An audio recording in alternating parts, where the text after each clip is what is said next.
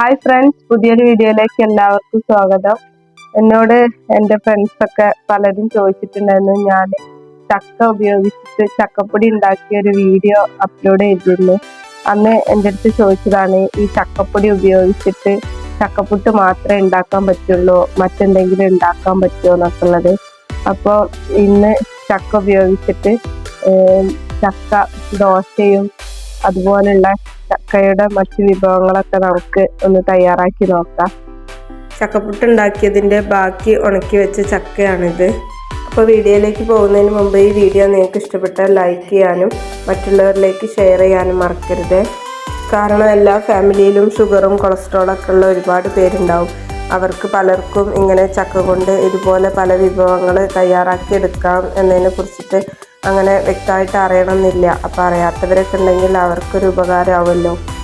അപ്പോൾ ഞാനിവിടെ ചക്ക പൊടിക്കുകയാണ്. ഇവിടെ മിക്സിയുടെ ജാറിലിട്ടിട്ടാണ് ഞാൻ പൊടിക്കുന്നത്. ഇത് നമ്മൾ മില്ലിലൊക്കെ കൊടുത്ത് പൊടിക്കുകയാണെങ്കിൽ നല്ല നൈസായിട്ട് പൊടിച്ച് കിട്ടുന്നതാണ്. ഞാൻ ആദ്യം ഈ പൊടി കൊണ്ട് ദോശയാണ് ഉണ്ടാക്കാൻ പോകുന്നത്. അപ്പോൾ അതിലേക്ക് ഈ പൊടിയിലേക്ക് കുറച്ച് വെള്ളം ഒഴിച്ച് കൊടുക്കുകയാണ്. ഞാനിവിടെ പച്ചവെള്ളം മാത്രമേ ചേർത്ത് കൊടുക്കുന്നുള്ളൂ. ഒരിക്കൽ ഞാൻ ചെറിയ രീതിയിൽ ചുടുവെള്ളം ചേർത്ത് കൊടുത്തപ്പോൾ അത് ചട്ടിയിൽ ചെറുതായിട്ട് ഒട്ടിപ്പിടിക്കുക. അതുകൊണ്ട് പച്ചവെള്ളം മാത്രമേ ചേർത്ത് കൊടുക്കുന്നുള്ളൂ. ഇനി ഇതിലേക്ക് ആവശ്യത്തിന് ഉപ്പ് ചേർത്ത് കൊടുക്കുക. കുറച്ച് തേങ്ങ ചിരകിയതും ചേർത്ത് കൊടുക്കുന്നുണ്ട്. അപ്പോൾ ഈ ഒരു കട്ടിയിൽ വേണം നമുക്ക് മാവ് തയ്യാറാക്കി എടുക്കാൻ. അധികം ലൂസാക്കിയാൽ ചിലപ്പോൾ ചട്ടിയിൽ നിന്ന് കിട്ടിക്കൊള്ളണമെന്നില്ല.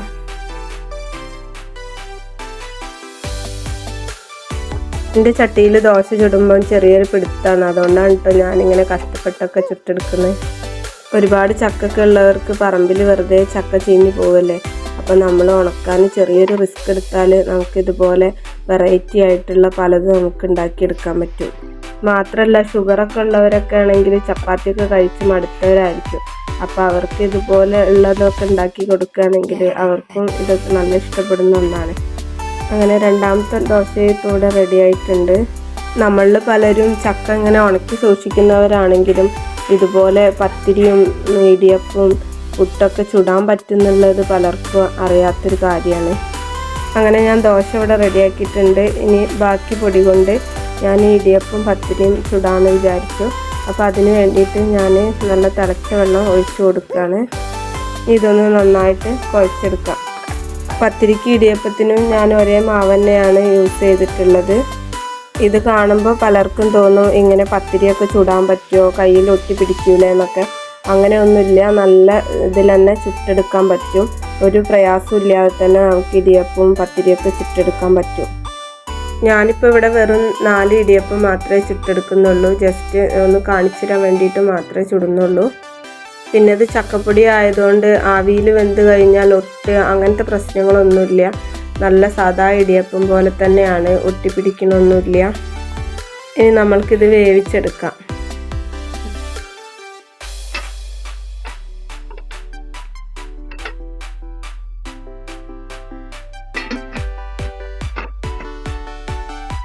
അങ്ങനെ ഇതാ ഇടിയപ്പം ഇവിടെ റെഡി ആയിട്ടുണ്ട്. നല്ലപോലെ വെന്ത് കിട്ടിയിട്ടുണ്ട്.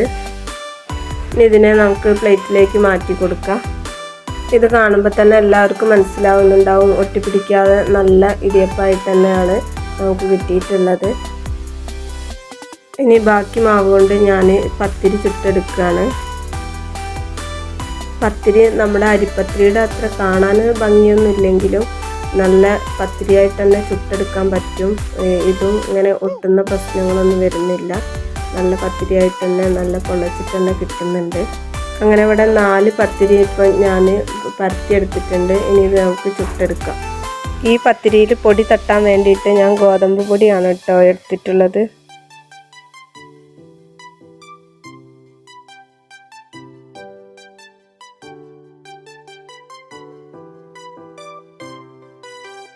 പത്തിരി മറിച്ചിടുമ്പം കൈകൊണ്ട് മറിച്ചിട്ട് ശീലമായതുകൊണ്ട് എനിക്ക് ഇങ്ങനെ ചുടാനാണ് എളുപ്പം.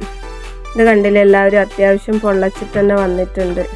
അങ്ങനെ ചക്ക കൊണ്ടുള്ള പത്തിരി ഇവിടെ റെഡി ആയിട്ടുണ്ട്. ഇന്ന് ചക്കപ്പുട്ട് ഉണ്ടാക്കിയിട്ടില്ല. ചക്കപ്പുട്ട് ഉണ്ടാക്കുന്ന വീഡിയോ ഞാൻ ഒരിക്കൽ അപ്ലോഡ് ചെയ്തതുകൊണ്ടാണ് ഇതിൽ പുട്ടുണ്ടാക്കി കാണിക്കാഞ്ഞത്. അപ്പോൾ അങ്ങനെ കാണാത്തവരാരെങ്കിലും ഉണ്ടെങ്കിൽ ആ വീഡിയോ കണ്ടാൽ എല്ലാവർക്കും മനസ്സിലാവും എങ്ങനെ ചക്കപ്പുട്ട് റെഡിയാക്കാമെന്ന്. ഫ്രണ്ട്സ്, ചക്ക കൊണ്ടുള്ള ദോശയും ഇടിയപ്പവും പത്തിരിയൊക്കെ ഇവിടെ റെഡി ആയിട്ടുണ്ട്. ഇപ്പൊ എല്ലാവർക്കും മനസ്സിലായിട്ടുണ്ടാവും ചക്ക കൊണ്ട് പുട്ട് മാത്രമല്ല ദോശയും ഇടിയപ്പവും പത്തിരിയും എല്ലതും നമുക്ക് ഉണ്ടാക്കാൻ കഴിയും. അപ്പം എല്ലാവരും ഇത് ട്രൈ ചെയ്ത് നോക്കണം. ഒരുപാട് വീട്ടിൽ ഒരുപാട് ചക്കൊക്കെ ഉള്ളവര് ഇത് ട്രൈ ചെയ്ത് നോക്കുക. ഷുഗറൊക്കെ കുറയ്ക്കാനൊക്കെ പറ്റിയ നല്ല ഒരു ഫുഡായിട്ടാണല്ലോ ചക്ക എന്ന് പറയുന്നത്. അപ്പം കെമിക്കലൊന്നും ഇല്ലാത്ത ഈ ചക്ക കൊണ്ട് നമുക്ക് ഇതുപോലെ വെറൈറ്റി ആയിട്ടുള്ളതൊക്കെ നമുക്ക് ചുട്ടെടുക്കാൻ പറ്റും. അപ്പൊ എല്ലാവരും ഒന്ന് ട്രൈ ചെയ്ത് നോക്കണേ.